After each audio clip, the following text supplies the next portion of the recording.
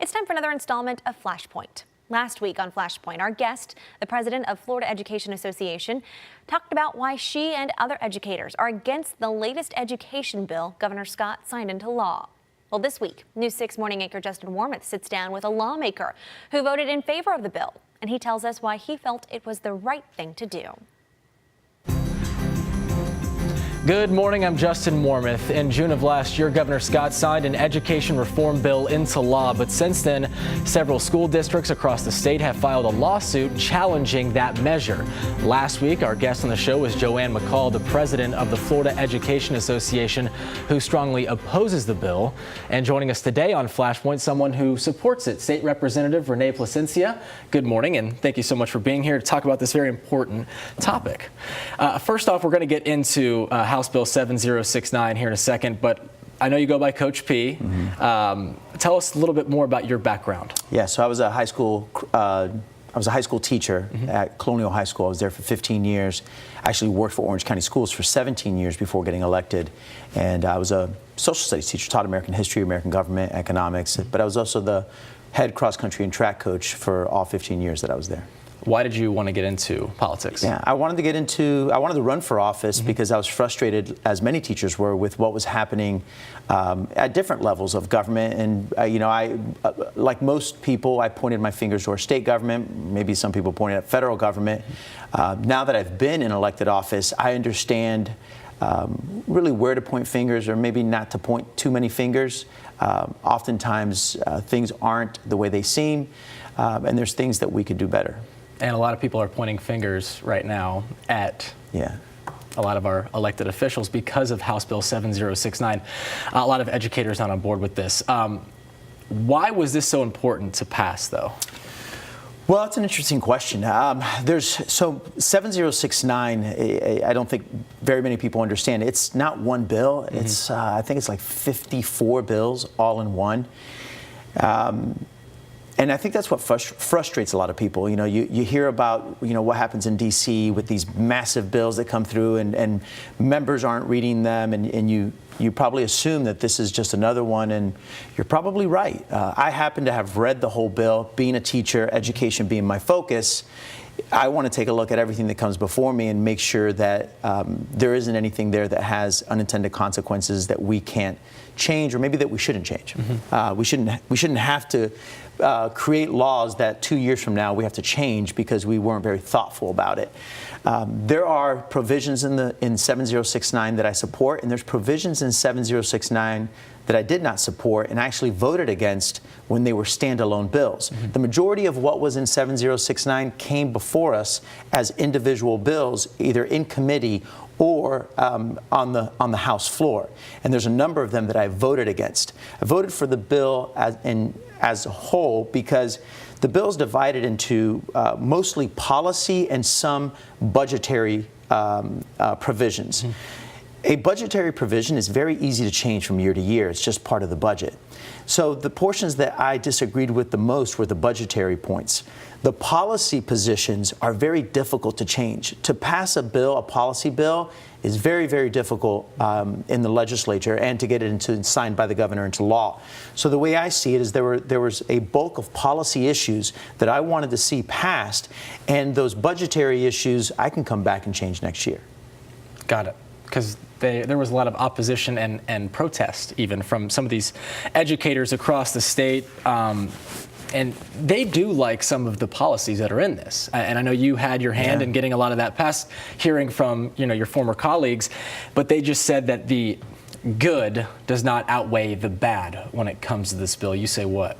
Well, I say that there's a lot of noise out there and not a lot of people doing their own research and looking into what's in the bill and how it impacts our schools and how it impacts our kids. The bulk of that bill impacts our students in the best way possible. The portions that our school districts are opposed to are the ones that make their jobs more difficult, not in teaching kids, but in working their bureaucracy.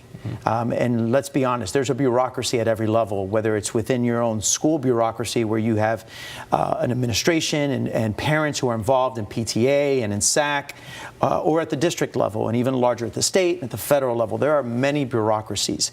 The portions that the school districts are opposed is, one, the sharing of capital outlay dollars, which I opposed as well. I didn't think it was a fair thing to do. But does that translate into shortcutting our students or not providing the best to them? It doesn't. Our students are still going to receive the best. There's a huge difference between the money that is spent on things and the money that is spent on people. And the money that is spent on people, that part of the budget wasn't touched by this bill. Got it. Let's take a quick break. Got to pay some bills. When we come back, we're going to talk about why several school districts, including here in Central Florida, are challenging the bill with a lawsuit. Keep it here.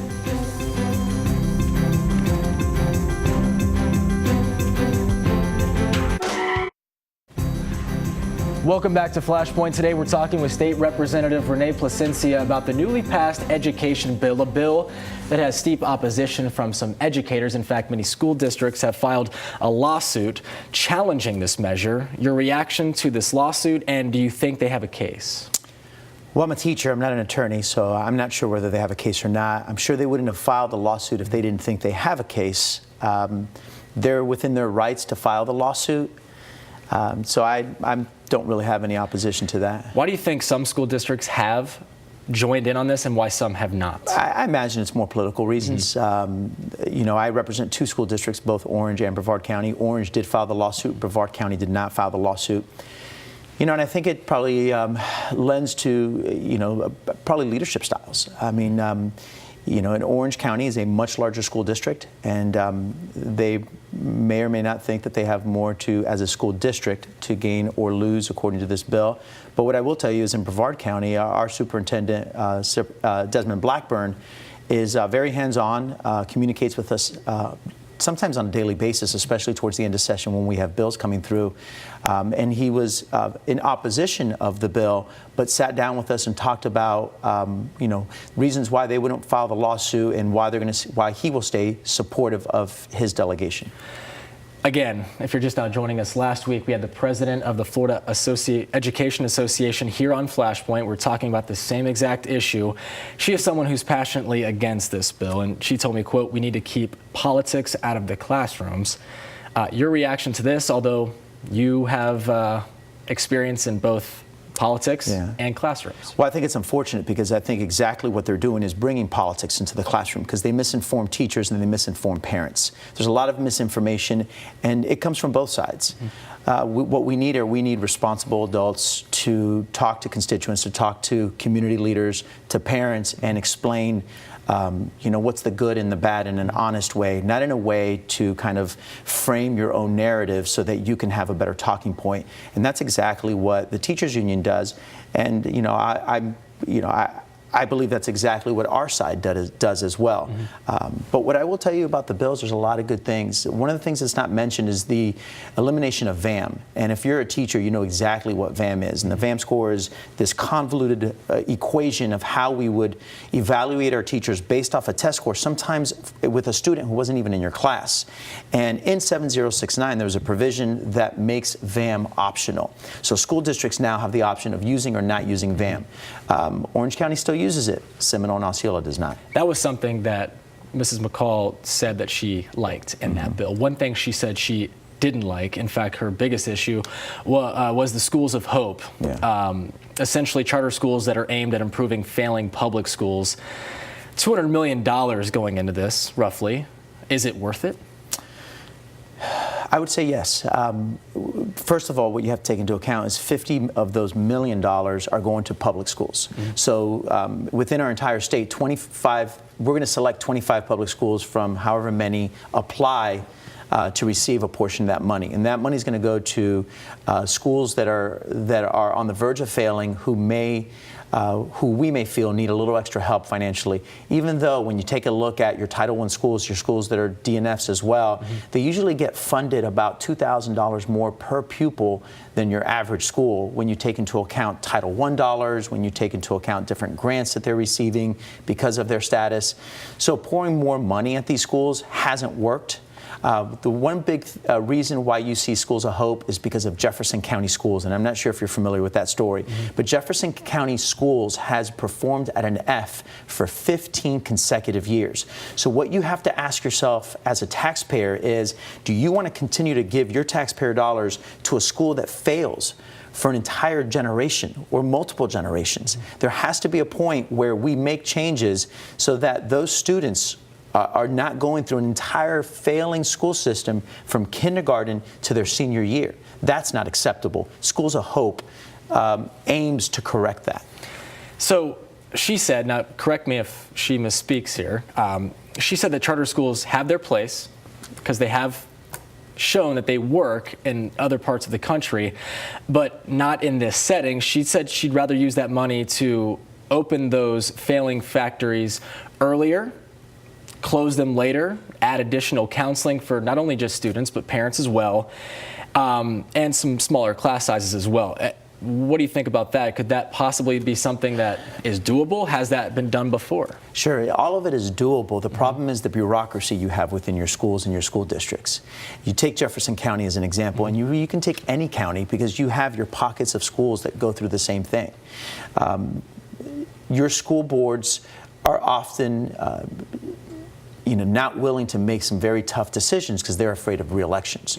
Your school districts or school administrators are unwilling to make very tough decisions because they're afraid of their jobs. When you take a county like Jefferson County, who was taken over completely, it only has one school in the entire county, but the entire school was taken over by a charter company this past year. That charter company has been able to do things that the public school was unwilling to do because of these political pressures that are placed not just on the administration, but the school board and everyone in between. All right, so we're going to wrap up here in a second. I want to ask you, though, one more thing. Your final thoughts on this bill. What can we expect over the next several months, and overall, your thoughts? Oh, you're asking me that now? Yeah. Oh, well, I would have preferred a bill that wasn't as big. I didn't create the bill. I didn't have, like many of the members in the legislature, I didn't make the decision of what to put in that bill, although 3 of my bills were in that bill. But I had to take a look at a bill, and I had to vote on it based on its merits. And not taking into account anything political, because at the end of the day, we're elected to do what's right for the people that elected us, for our constituents. So I voted for 7069. You will see this year some fixes to some of the problems in 7069. You have a bill in the Senate by Senator Simmons, and on the House by Chairman Diaz. And so you'll expect to see that, but also expect to see what's called the Hope Scholarship Bill, which is going to be a big issue in education this next legislative session. We'll be watching for it. All right, big thank you to State Representative Renee Placencia for joining us today on Flashpoint. If you missed last week's show with Florida Education Association President Joanne McCall, head to our website, clickorlando.com. More news and weather is coming up. Keep it here.